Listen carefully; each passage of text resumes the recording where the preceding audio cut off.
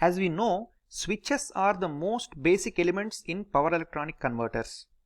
But how do these switches actually look like? What are they made of? Early day switches were made of vacuum tubes and worked on the principle of thermionic emission.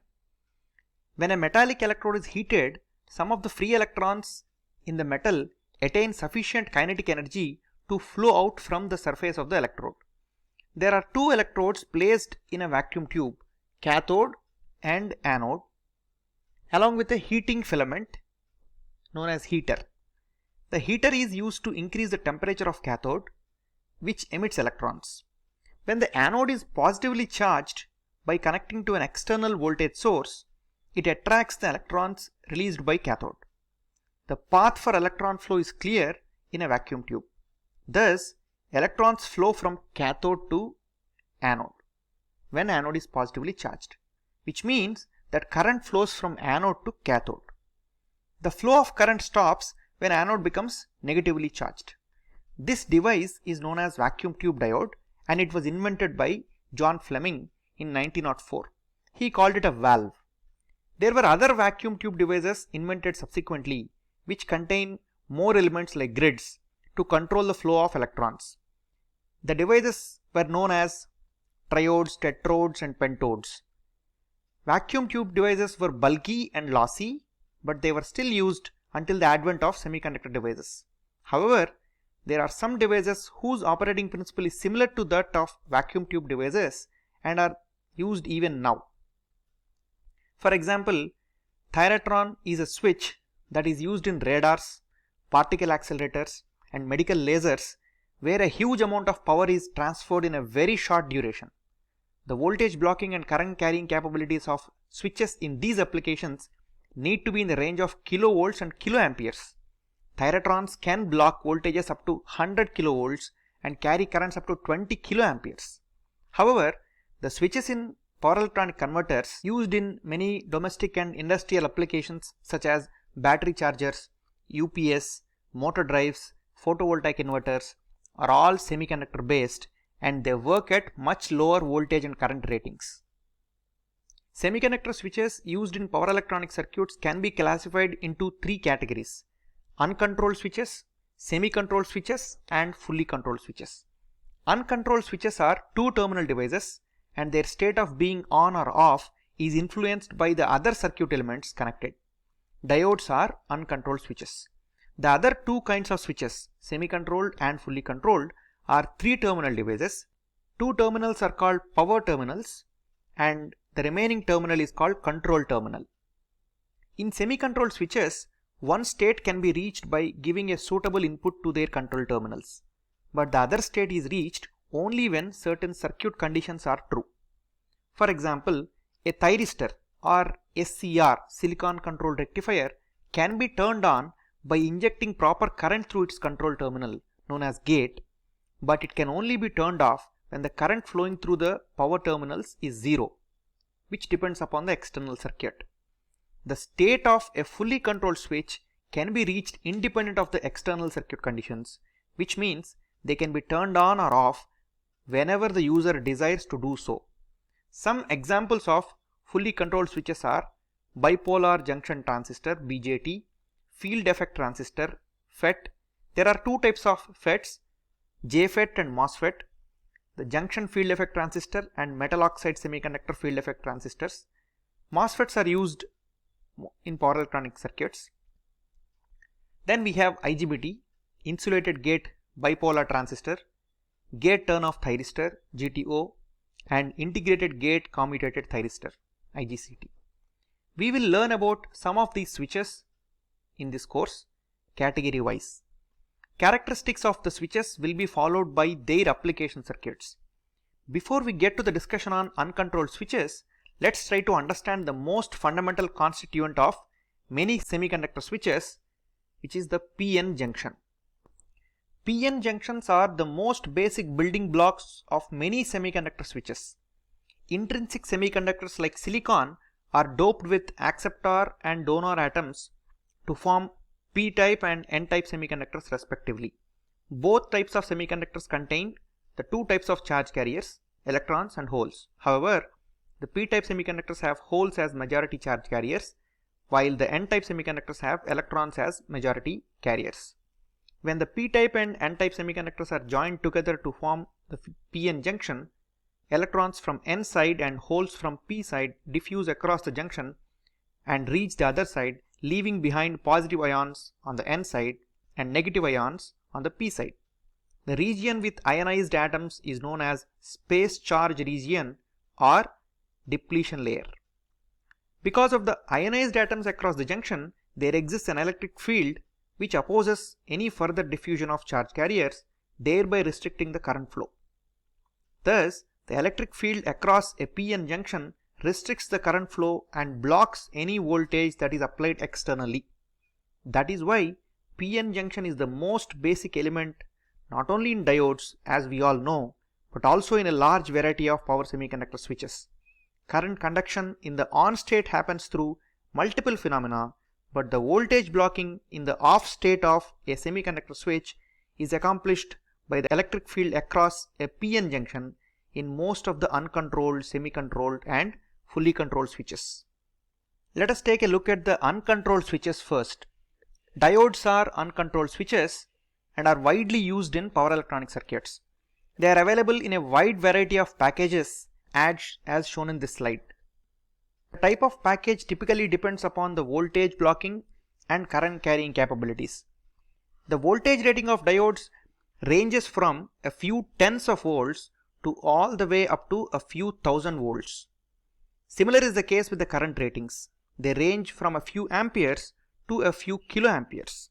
Some of the packages are suitable for mounting the diodes on printed circuit boards, PCBs. Again, there are two types of diode packages for PCB mounting: through hole and surface mount.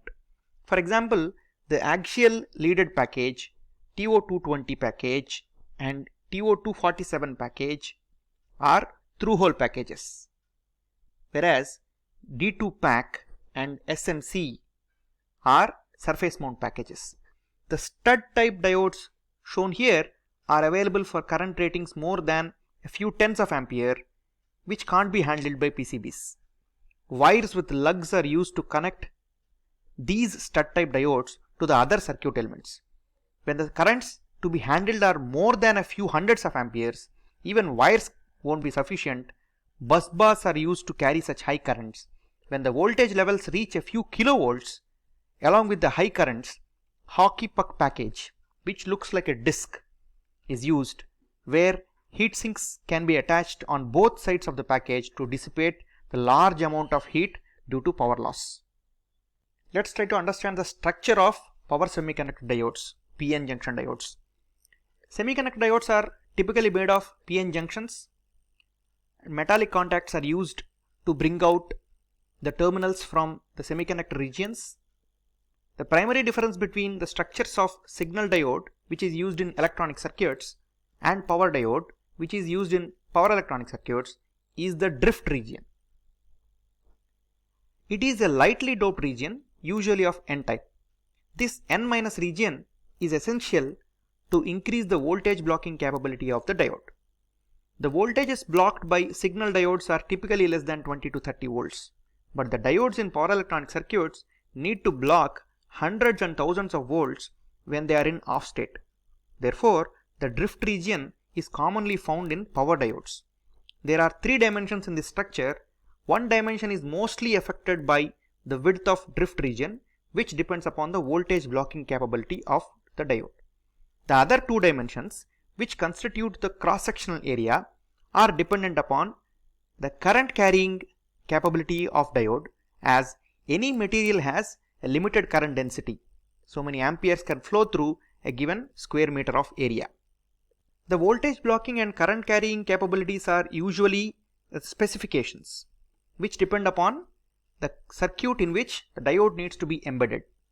Material properties such as mobility of charge carriers, relative permittivity, critical or breakdown electric field, and possible range of doping concentrations influence the voltage and current ratings for a given set of dimensions. The materials used to make power semiconductor devices are silicon, silicon carbide, and gallium nitride. The material properties along with the dimensions also affect the performance of the diode in terms of on-state resistance and switching times. For example, given a material, one needs to increase the width of drift region to increase the voltage blocking capability. But we should remember that current has to flow through the drift region in the on state. Increased width of drift region increases the resistance offered by diode in the on state, thereby causing more voltage drop. So there is a trade-off between blocking voltage and on state resistance. This trade-off is applicable to all the power semiconductor switches, as PN junctions are the basic building blocks. Many such constraints are considered while designing power semiconductor switches with an aim to bring the performance closer to ideal switches. More details on the design and analysis of power semiconductor devices can be found in the book by Professor Jayant Baliga, which is mentioned in the footnote here.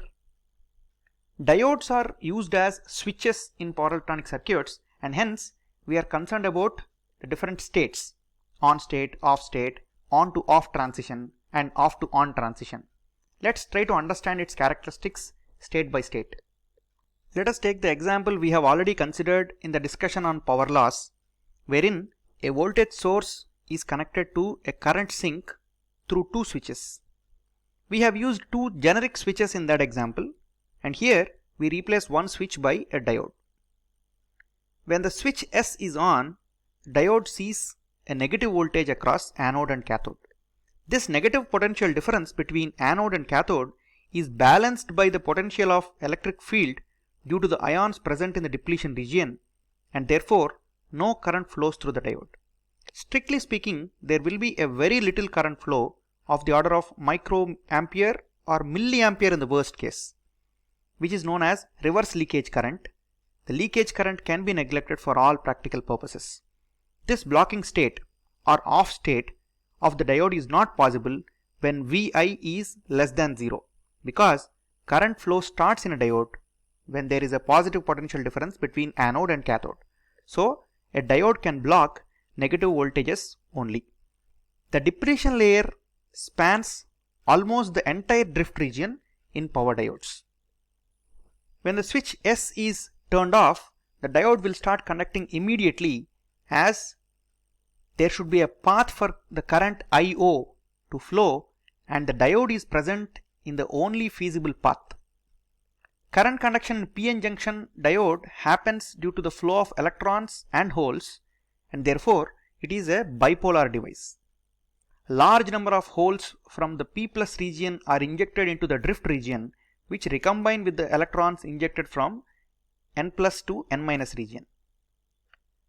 Holes are minority charge carriers in N-type region, and they are present in large numbers during conduction. Thus, diode is also a minority carrier device, a PN junction diode. The drift region is lightly doped, and hence it has poor conductivity. However, presence of excessive charge carriers greatly improves the conductivity of drift region. This phenomenon is called conductivity modulation. Due to conductivity modulation, diodes have low forward drop even if the drift region is very wide. For example, a diode rated for 9000 volts, 2200 ampere has a forward voltage drop of only 2.6 volts during conduction. A diode cannot conduct current in the reverse direction continuously, as the relative charge concentrations do not allow that to happen. However, momentary reverse conduction happens under special conditions, which are discussed shortly. The operating points in on and off states of a diode are represented by Vi characteristics, which are shown here. The slide also shows the circuit symbol for a PN junction diode, in which the positive directions of current and voltage are defined. The Vi characteristics of an ideal switch are also shown here for easy comparison. The Vi characteristic of diode has three regions, popularly known as forward conduction, reverse blocking, and breakdown. As shown, the on state of a diode corresponds to one point in the forward conduction region, depending upon the current carried by the diode. As the current flowing through the diode increases, the voltage also increases, and the operating point moves along this portion of the characteristic. There is also a minimum voltage that appears across the diode. Mathematically, the relation between voltage and current in forward conduction region can be expressed as an exponential function. The reverse blocking region corresponds to off state of the diode, where the characteristic is almost close to the ideal case. However, there is a limit on the voltage that a diode can block in the off state, unlike an ideal switch. Once the voltage appearing across the diode in off state crosses that limit, the operating point enters breakdown region, where uncontrolled current flows through the diode in reverse direction and destroys the device. The exponential characteristic of diode can be approximated by a piecewise linear function as shown here. The voltage across diode Vd and the current through the diode Id are related as Vd is equal to Vt plus IdRd, where Vt is the threshold voltage, which is the minimum voltage drop across diode in the on state. Rd is the dynamic resistance of the diode, which is the inverse of the slope shown here. This piecewise linear model is useful for calculation of conduction loss in a diode. However, as far as the circuit analysis is concerned, we will follow the characteristic of ideal diode shown here, which considers only positive values of on-state current. It neglects the on-state voltage drop and assumes that the diode can block any negative voltage. The VI characteristic does not give any information about the switching transitions, that is on to off and off to on transitions. Let us try to understand the switching transitions of the diode. Consider the same circuit again.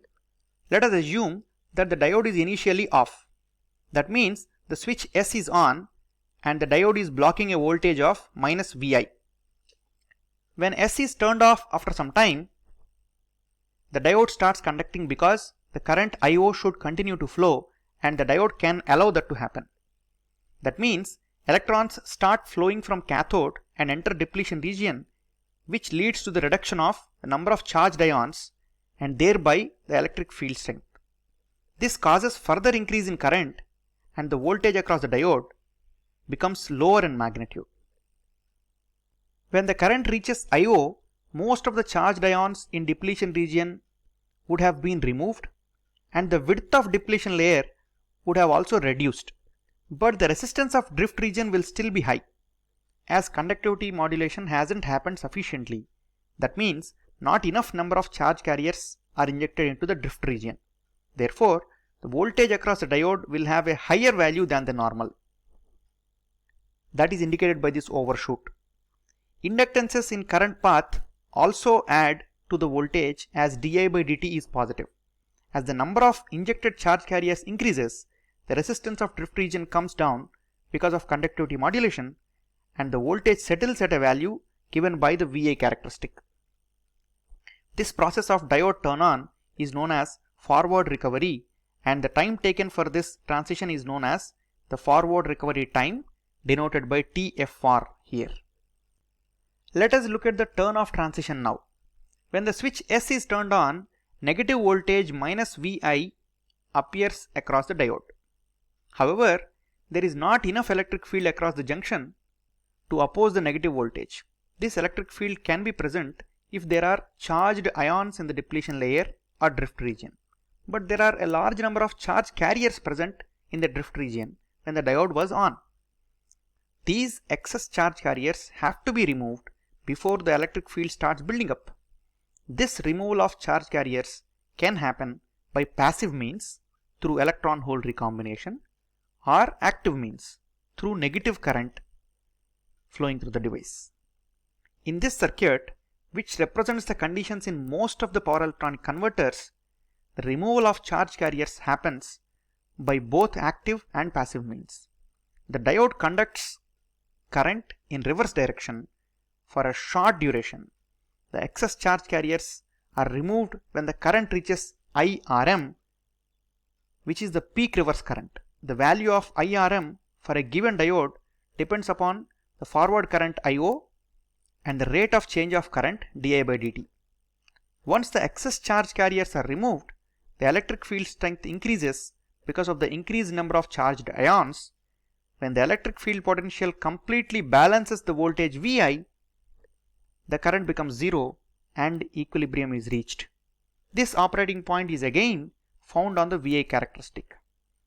Area under the negative portion of the diode current waveform is known as reverse recovery charge QRR, and the corresponding interval is known as reverse recovery time TRR. The reverse recovery charge QRR is an important specification of a diode and is also an indicative of the energy lost during turn off of a diode. For power diodes, the forward recovery process is much faster than the reverse recovery, and therefore TFR can be neglected for most of the applications as it does not contribute significantly to the switching loss. Reverse recovery time of power diodes can be reduced by controlling the lifetime of minority carriers in drift region, which facilitates faster recombination. For N-type drift regions, this is achieved by diffusing gold or platinum by electron irradiation. Such diodes come under the category of fast recovery, ultra fast recovery and super fast recovery diodes. But this fast recovery comes at the cost of increased on-state voltage drop. There is another type of semiconductor diode used in power electronic circuits which has almost negligible reverse recovery. It is known as Schottky barrier diode or simply Schottky diode. Schottky diodes are formed with metal semiconductor junctions, and N-type semiconductors are usually employed in Schottky diodes. Schottky diodes made for power electronic applications also have drift region to support high blocking voltages. The operation of Schottky diode can be explained from the fact that electrons in different materials have different absolute potential energies compared to the electrons at rest in free space. Consider the metal semiconductor interface on the top of the structure shown here. That is the interface between metal A and N-type region. The electrons in metal A have less absolute potential energy than those in the N-type semiconductor. So when the junction is formed, more electrons will flow from N-type to metal A than those in the reverse direction. Consequently, the metal will become negatively charged. The electrons leave behind positively charged ions in the N-type semiconductor. So there exists a depletion layer with space charges, creating an electric field which opposes further flow of electrons. The diode can block more negative voltage in the off state because of the increased depletion width, as in the case of a PN junction. Coming to the on state, when a Schottky diode is forward biased, electrons in N-type region gain more energy to move forward towards the metal, and consequently the current flows from anode to cathode. It is important to note that current conduction is mostly due to electron flow and minority carriers, holes are not involved. Even to form the space charge region or depletion layer, only the movement of electrons is responsible. Therefore, Schottky diodes are known as majority carrier devices or unipolar devices. Thus, the interface between metal A and N-type semiconductor works as a diode and is popularly known as rectifying contact.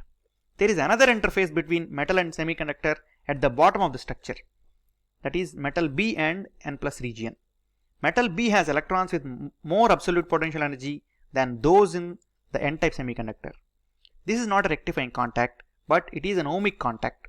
Ohmic contacts are used in all types of power semiconductor devices to bring out the terminals. The circuit symbol for Schottky diode is a little different from that of the PN junction diode and is shown in this slide. The VI characteristic of a Schottky diode is similar to that of a PN junction diode. However, a Schottky diode has less on-state voltage than a comparable PN junction diode. More importantly, a Schottky diode turns on and off much faster than a comparable PN junction diode, as there are no excess minority carriers that need to be recovered from the drift region. Let us take a quick comparison of silicon Schottky diode and silicon PN junction diode based on the data sheets given by manufacturers. We consider two diodes here. One is a PN junction diode, the other is a Schottky diode. Both are made of silicon and the ratings are similar, 50 volts and 6 ampere. If you look at the current, it's about 3 ampere of current is considered here for comparison, and at that current the forward voltage of silicon PN junction diode is about 0.8 volts, whereas at the same current the forward voltage for Schottky diode is only 0.4 volts. But there is a problem with Schottky diode. It is the increased reverse leakage current. So under reverse bias condition, diode is not supposed to carry any current. In fact, any switch is not supposed to carry current. If you take a voltage of 40 volts, the reverse leakage current is about only 1 microampere with the silicon p-n junction diode, whereas it is of the order of 0.2 milliampere for a comparable Schottky diode. Let us do a comparison of Schottky diode and p-n junction diode at higher voltages. Schottky diodes are not made of silicon for voltages beyond 200 volts because their forward drops will become exorbitantly high. But silicon carbide is used to make Schottky diodes of voltage ratings more than 200 volts. So here we are comparing a 1200 volt silicon carbide Schottky diode with a 1200 volt silicon p-n junction diode, but it is of ultra fast recovery type. The reverse voltage rating, maximum reverse voltage rating is 1200 volts for both the diodes, and the forward current, average forward current is about 15 ampere. The reverse recovery time of the silicon p-n junction diode is 44 nanoseconds. So as we see, at about 10 amperes of current, the forward voltage drop of silicon diode is about 2 volts, whereas the forward voltage of silicon carbide Schottky is only 1.5 volts. When it comes to reverse leakage current, they are kind of comparable in these cases. At 1200 volts rated voltage, the leakage current is only about 30 microampere, which is almost the same for silicon carbide Schottky also. Here are the important specifications of a diode. VRRM, which is the maximum repetitive reverse voltage. Diodes are used as switches, so reverse voltage keeps appearing across the diode. So VRRM indicates the repetitive voltage that can appear in the reverse direction. And then IFAV, the average forward current that is conducted by the diode. Again, since the diode is used as switch, it conducts current in some interval and it doesn't conduct in some interval. So the average forward current is considered as a rating.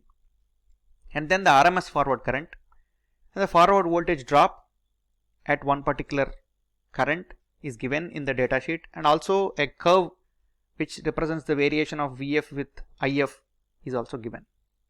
Then the dynamic resistance that can be obtained from the VA characteristic. Then the reverse recovery charge, QRR. Then I square T rating, which is the short term surge energy. It can be used to design the fuse which can be connected in series with diode circuits. Then the thermal resistance from junction to case, which is needed to design a heat sink for the diode. Coming to the power loss in a diode, the total power loss is sum of conduction loss and switching loss. The conduction loss is nothing but the on state loss. It can be calculated by Vt times IFAV plus Rd times IFRMS square. This can be derived based on the relation piecewise linear characteristic Vt is equal to Vd is equal to Vt plus IdRd. And then the switching loss, it comprises of the turn on loss and turn off loss. The turn on loss is almost zero because the forward recovery time is negligible, whereas the turn off loss can be approximately calculated as the reverse voltage Vr multiplied by QRR, the reverse recovery charge, and the switching frequency. And QRR can again approximately be calculated as half of IRM into TRR, where IRM is the peak reverse current and the reverse recovery current waveform, that is a negative current waveform, is approximated as a triangle. So if we do this approximation, we can simply calculate the value of QRR. So to summarize, we have learned about power semiconductor diodes. There are two types of diodes which are used in power electronic circuits: p-n junction diodes and Schottky barrier diodes. p-n junction diodes are made of silicon primarily, and it's a bipolar device or a minority carrier device. p-n junction diodes are available as standard recovery diodes which have low on-state voltage and aimed at using in low frequency applications, 50 Hz and 60 Hz. Whereas fast, ultra fast and super fast recovery diodes, they have higher on-state drop, voltage drop, and are targeted at high frequency applications. The Schottky barrier diodes are made of silicon and silicon carbide, silicon for less than 200 volts silicon carbide for more than 600 volts. It's a unipolar device or a majority carrier device, and there is no reverse recovery associated with Schottky barrier diodes. However, any kind of diode will have unidirectional voltage blocking and unidirectional current carrying capabilities. That means it can conduct current only in one direction from anode to cathode, and it can only block negative voltage. And in the on state, any kind of diode will have finite conduction loss, which we can calculate using the VI characteristic. In the off state, there is no blocking loss, not appreciable energy loss that occurs in off state. Turn on is almost instantaneous, no energy loss involved in this process also. The turn off, there is loss in PN junction diodes due to reverse recovery, which is absent in Schottky diodes.